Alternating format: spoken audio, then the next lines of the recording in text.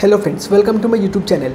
तो एखन कथा बोलबो बांग्लादेशेर अभिनेता अनंत जलिलेर upcoming movie Din the day, जेटार फाइनल ट्रेलर কিছুদিন আগে এসে গেছে এবং এই মুভিটা কিন্তু বাংলাদেশ এবং ইরানের যৌথ প্রযোজনায় বানানো হচ্ছে এবং এখনো অবধি শোনা গেছে ফিল্মটার বাজেট নাকি 100 কোটি টাকার মতো।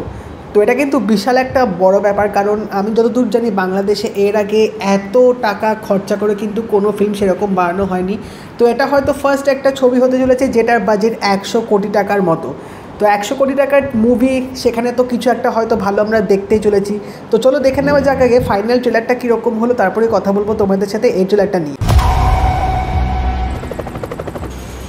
আনফর্চুনেটলি দেশের বাইরে ঘটে যাওয়া ঘটনা এবারই প্রথম নয়। এবার চাচ্ছি এর জন্য একটা শেষ হয়। এই ঘটনার পিছনে অবশ্যই একটা ইন্টারন্যাশনাল গ্যাং জড়িত। মনে রাখতে হবে, ইটস আ ডেঞ্জারাস অপারেশন। এই অপারেশনের জন্য আমরা আমাদের সবচেয়ে অভিজ্ঞ ও সাহসী একজন কমান্ডারকে নির্বাচন করেছি।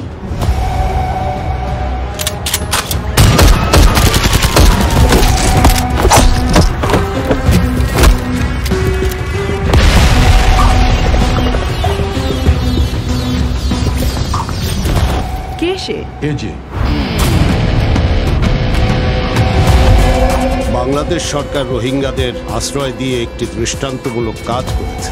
টার্কি প্রথম বাংলাদেশে রোহিঙ্গাদের জন্য সাহায্য পাঠায়।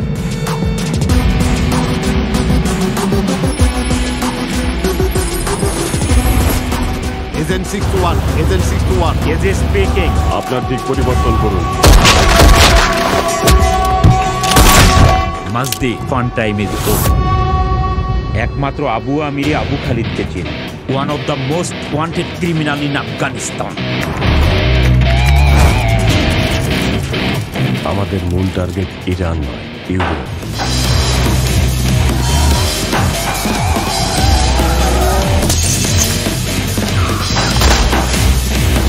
তুই পুলিশ না, তুই চোর।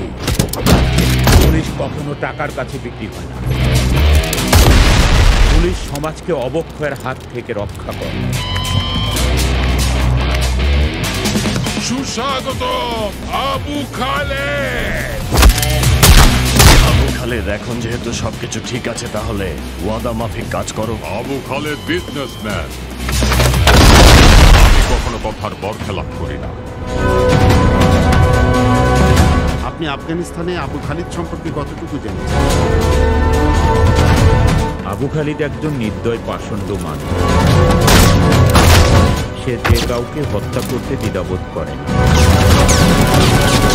তোমরা কেন আবু খালিদের মৃত্যু কূপে যাচ্ছ? কথা না বাড়িয়ে চলতে থাকো। তাহলে আমরা এইদিকে যাচ্ছি কেন? As per plan.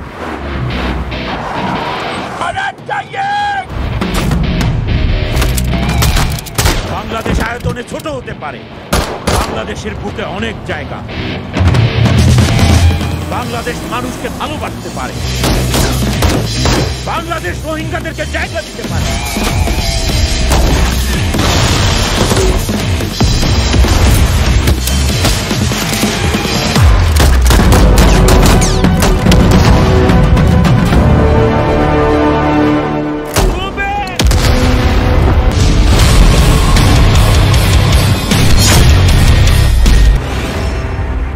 মিনিটের বেশি ট্রেলারটা বানিয়ে দিয়েছে। এত বড় ট্রেলার, মানে যখন দেখছি মনে হচ্ছে শেষই হচ্ছে না, একটা ফিল্মই দেখছি এরকম ব্যাপার মনে হচ্ছিলো। অনেক লম্বা ট্রেলারটা করে দিয়েছে। তো এবার আসে যাক ট্রেলারটা নিয়ে। এই যে 100 কোটি টাকা যে খরচা হয়েছে সেটা তো ফিল্মটা দেখে বোঝা যাচ্ছে, কারণ ফিল্মটার যে লুক অ্যান্ড ফিল, যেভাবে সেটগুলো সাজিয়েছে এবং অবভিয়াসলি বিদেশে গিয়ে শুটিং হচ্ছে, তো সেটা দেখে বোঝা যাচ্ছে টাকাটা এখানে ইনভেস্ট করা হয়েছে। বাট সেটা কতটা ভালো ইনভেস্ট করা হলো, কতটা সত্যিই খরচাটা বর্তিত হলো, সেটা আমার যথেষ্ট একটু সন্দেহ লাগছে এখন। কারণ ট্রেলারের ওভারঅল প্রেজেন্টেশনটা আমার বলতে গেলে অতটাও কিন্তু ভালো লাগেনি। আর একটু ভালো হতে পারতো নিঃসন্দেহে। এখানে অনেক সিন দেখিয়েছে যেগুলো কিন্তু বেশ ভালো এক্সিকিউট করা হয়েছে। স্পেশালি এখানে কয়েকটা যে ব্লাস্ট সিনগুলো দেখেছিল, যে গাড়িগুলো ব্লাস্ট হচ্ছে, সেই সিনগুলো কিন্তু বেশ ভালোভাবে দেখানো হয়েছে। এখানে ওভারঅল যে অ্যাকশন স্টান্টসগুলো দেখাচ্ছে বা কিছু এখানে স্টাইলাইজড ওয়েতে যে সিনগুলো দেখানো হচ্ছে, বিদেশে যে শুটিংগুলো হয়েছে, যেভাবে সেগুলোর প্রেজেন্টেশনগুলো দেখিয়েছে, সেগুলো মোটামুটি আমার ভালো লাগছিলো। বাট এই পুরো ট্রেলারটার মধ্যে যে জিনিসটা সবচেয়ে আমার বেশি একটু খারাপ লেগেছে সেটা হচ্ছে ডায়লগটা। মানে অদ্ভুত রকমের একটা উইয়ার্ড লাগছিলো এখানে ডায়লগগুলো যেভাবে বলা হচ্ছে, কারণ লিপ সিঙ্কিং একদম ম্যাচ হচ্ছে না। আমি জানি না এটা মানে এখানে কীরকম প্রবলেমেটিক হতে চলেছে, কারণ যেভাবে বলছে সেই লিপ দিয়ে যখন বাংলা কথাগুলো বেরোচ্ছে সেগুলো কিন্তু একদম ম্যাচ হচ্ছে না। তো এই জিনিসটা পুরো ট্রেলারটা জুড়ে ম্যাক্সিমাম সময় আমার চোখের মধ্যে লাগছিলো, যার জন্য কিন্তু ট্রেলার দেখার যে একটা এক্সপিরিয়েন্স হওয়া উচিত সেটা আমার অনেকটাই একটু কম পড়ছিল। এবং তাছাড়া পুরো ট্রেলারটার মধ্যে কিন্তু একটা লাউড বিজিএম টাইপ রাখা হয়েছে, একটা অ্যাকশন ফিল্মে যেরকম বিজিএম হয়। তো সেই বিজিএম ওয়াইজ কিছু কিছু সিন সত্যি বেশ ভালো লাগছিলো। এবং অনন্ত জলিলকে এখানে যেভাবে রিপ্রেজেন্ট করা হয়েছে তাকে অনেক রকম আমরা এখানে মেকআপে দেখতে পাবো। বাট পুরো প্রেজেন্টেশনটা আমি দেখে একটু হতাশ হয়েছি, কারণ এত টাকা খরচা করে যখন ফিল্মটা বানানো হচ্ছে আর একটু মেকিংটার ওপর বেশি ফোকাস করা উচিত ছিল। কারণ এখানে কিছু ভিএফএক্স শট যেভাবে দেখলাম, মানে কিছু গাড়ির এখানে যাচ্ছে, সেখানে একটা মিসাইল এসে পড়লো এবং যে ব্লাস্টটা হলো সেই ব্লাস্টটা একটু চোখে লাগছিলো। এবং এখানে ফায়ারিং শট যে হচ্ছিলো, কোথাও পেটে লাগছে, কোথাও মাথায় লাগছে, যে শটগুলো দেখেছে সেগুলো সত্যি খুব চোখে এখানে পড়ছিল।